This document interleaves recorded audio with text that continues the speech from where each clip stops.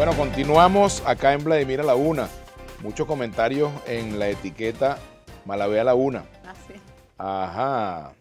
También te preguntaba, antes de irnos a la pausa, por estos cambios en el alto mando militar, la ratificación del general Padrino, nuevo comandante del Ejército, nuevo comandante de la Guardia Nacional, y ratificación del comandante de la Armada y del jefe del CEO, del Comando Estratégico Operacional. ¿Cómo viste esos cambios militares? Mira, yo conozco poco de la institución militar. Igual me pasa, yo conozco poco por lo general. Por lo general conocemos poco. Y por respeto a la institución militar, prefiero no emitir ningún pronunciamiento ni ninguna opinión. Me parece que es una institución que hay que respetar y que hay que intentar que garanticen, exigirles que garanticen el respeto a la Constitución y la paz y la soberanía del territorio venezolano. ¿Cómo ha sido el mensaje de la oposición a la Fuerza Armada? ¿Cuál ha sido tu balance de los mensajes que se le han enviado a la Fuerza Armada? Pedirle a la Fuerza Armada o pedir que la Fuerza Armada produzca golpes o quiebres o rupturas internas me parece irresponsable, porque cualquier desenlace de ese tipo solo favorecería a las personas que tienen armas en el país, a los cuerpos parapoliciales, al contrabando, a los colectivos, a los pranes, que se han armado precisamente para defender la revolución.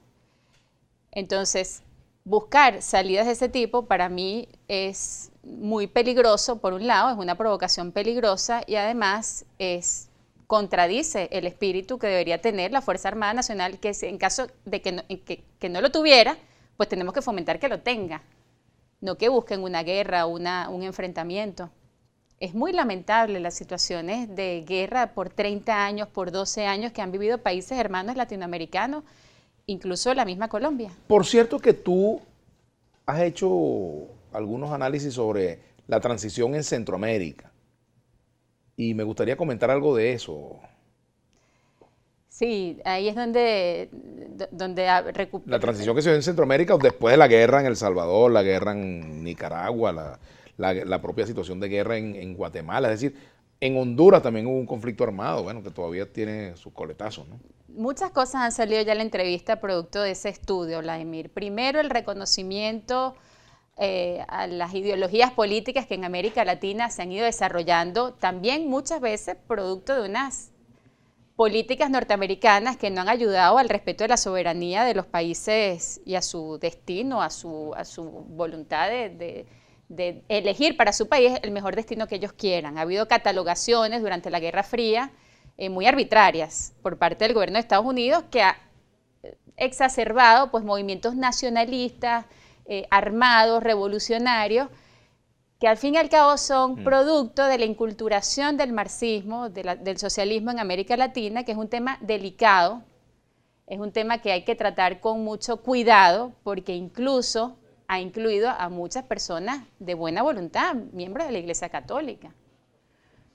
Entonces es un tema que no se puede subestimar, no se puede descartar y con frases vehementes o violentas, sino que hay que entender esos procesos y entender que Venezuela ha entrado en una dinámica que para mí se asemeja a eso. ¿En qué se asemeja? Bueno, en ese radicalismo, en esas posturas radicales de algunos movimientos políticos extremistas, tanto del lado liberal, digamos conservador, como del lado marxista, que han brotado después de muchos años en los que pensábamos que habíamos recuperado el centro democrático y la alternabilidad en el poder.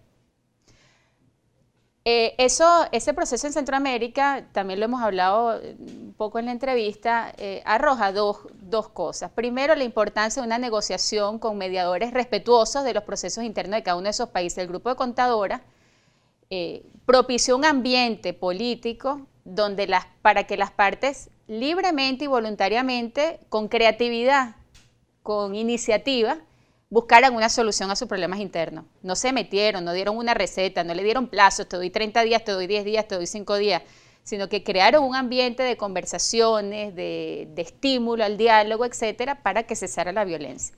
Luego cada país tuvo sus dinámicas.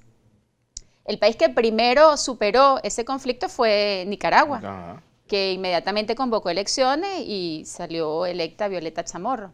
Pero los demás países poco a poco fueron llegando a acuerdos. Y el sandinismo salió del poder con garantía, o sea, tenía además parte del poder porque Así mantenía el control del ejército, etcétera, ¿no? Así es. Y era el primer partido de lejos, ¿no? Así es. Y luego en Guatemala el tema de los acuerdos fue fundamental. El protagonista de la paz en Guatemala fueron los acuerdos. 17 acuerdos de gobernabilidad que incluían desde el respeto y la garantía de los derechos humanos por parte de los grupos que estaban enfrentados, hasta los derechos de la mujer, de los indígenas, absolutamente todo. Era un proyecto de nación compartido lo que logró el cese a la violencia. No un acuerdo ya para salir de esto rápido y unas elecciones mañana, sino vamos a replantearnos nuevamente la gobernabilidad.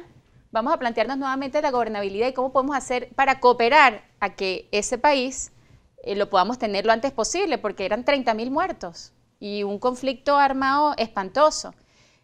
Una cosa que motiva es tener un interés, un incentivo, un beneficio. Si a mí me parece que el otro no tiene nada que aportarme ni nada que beneficiarme, pues yo no tengo nada que hablar con él. Y eso es un poco la situación. La Asamblea Nacional piensa que el gobierno está caído, que no tiene nada que buscar, que ya despilfarró todo la bonanza petrolera y que no tiene ningún apoyo internacional. El gobierno de Maduro piensa que la Asamblea Nacional no tiene absolutamente nada que aportarle a él porque él tiene el control de todo el aparato del Estado venezolano. Entonces, como el interés es de las partes y no hay un interés nacional, entonces cada uno siente que el otro no hace falta. Para que el beneficio sea mutuo, tiene que ser nacional, tiene que ser un beneficio nacional. Y tú hablaste en tu introducción de eso, me conmovió mucho ese momento cuando apelaste al patriotismo, a la inteligencia, que son dos valores en los que insiste reiteradamente Eduardo Fernández, inteligencia y patriotismo. Reconocernos como venezolanos, buscar el interés nacional por encima de los intereses de las partes, de los intereses grupales, de los intereses sectarios. ¿Cómo hacer para encontrar un término medio entre un gobierno que cree que puede ganar tiempo y una oposición que tiene urgencia de que los acuerdos en Oslo salgan de hoy para hoy o ya?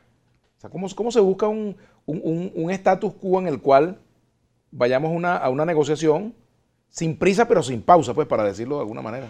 Bueno, uno quisiera tener una varita mágica para saber exactamente cómo se resuelve un problema de este tipo cuando las partes, incluso pasa en los matrimonios, que uno dice no hay manera de que estas personas se vuelvan a entender más nunca y terminan entendiéndose, terminan aceptando al otro, porque en el fondo es un tema de aceptación personal. Yo estoy en una situación que necesito... Ahí la cosa a veces es más fácil si el tipo hace caso. Seguro. No, las mujeres también a veces se ponen obstinadas y tercas y también tienen que abrirse. Son dos cosas, es el reconocimiento de mi propia debilidad, yo solo o sola no puedo, y el reconocimiento de el otro como un actor al que yo no voy a desaparecer con una varita mágica, sino que va a existir siempre, va a estar siempre. Eso es el desafío del pluralismo político, de la alternancia política que el chavismo no ha entendido, no ha asimilado. Yo creo que en ese sentido le falta dar un paso en su madurez política y entender que los principios de pluralismo y alternabilidad son fundamentales en cualquier democracia moderna. Y ahí se plantea una pregunta. ¿Puede un león llegar a ser vegetariano? ¿Puede alguien que cree que le corresponde estar en el poder por siempre entender que tiene que haber alternabilidad? ¿O también desde el otro lado, puede alguien que cree que la salida es violenta llegar a creer en una solución pacífica? Cosas que vamos a dejar pendientes para la próxima parte. Y voy a leer este comentario de Víctor Álvarez. Profesor Víctor Álvarez, bueno, sí. Dice lo siguiente: escucho a Malabé Laguna y su sensatez me refuerza la certeza de que la transición hacia una solución política, electoral y pacífica de la crisis venezolana debe estar dirigida por mujeres. Felicitaciones, hacen falta más voces como la suya. Vamos a la pausa. Ya venimos con Mercedes Malabé.